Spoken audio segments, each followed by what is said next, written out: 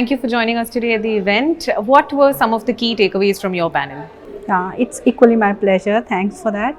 So from my panel, one thing which I realized while talking to my fellow panelists, all those who participated, that our topic was related to AI, but we were close to the realistic, situation for everyone of us.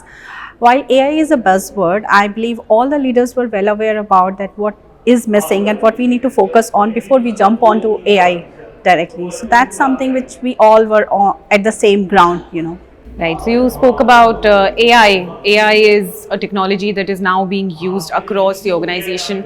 As an HR leader, how are you still maintaining human centricity at the organization? Okay, if you ask me, I truly believe that human centricity will never go with the AI, because AI is something which is being fed with some information and that is generating information out of it, and there is somebody who need to ensure that information is credible and right. And I believe we need to have that connection and that validation every time wherein the human centricity needs to validate the information that is coming out of AI. So I think AI is we should use it just as a supporting tool and not as everything that can replace human, and that is something which everyone needs to focus on. Very interesting. Now that we talk about, as an HR leader yourself, if we compare the role of an HR leader, let's say to a decade back, how do you think it has evolved over time? It has evolved a lot. There were times when we did our MBA and we started our job, and we learn as we are in our job.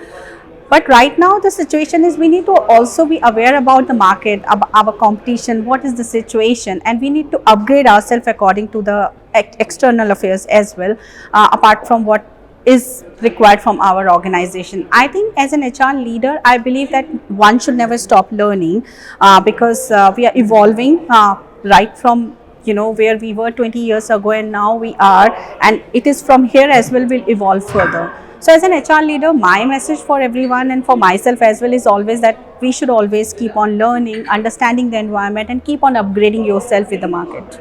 Right. Lastly, I want to ask you, inclusivity and diversity, it's become a major priority for organizations. How can you maintain that kind of inclusivity across the roles and across the organization? Okay, this is my favorite topic, one of the favorite topic.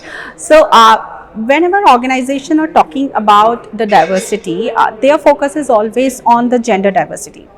My ask would be, and I would like to really pass on this message through this interview, that it's important that we also look at other part of the diversity as well. We do have a lot of physically challenged people, we have PWD employees, we do have other employees as well, we do have LGBTQ community, so we should also focus on those. I think the awareness about having the diversity as organization is still there, and we should continue to focus on that, but along with that we should also focus on other diversities as well, and that would be my request as well, because organization generally don't focus on other part, because they have to make a lot of changes in the organization to accommodate those kind of to support those kind of employees as well.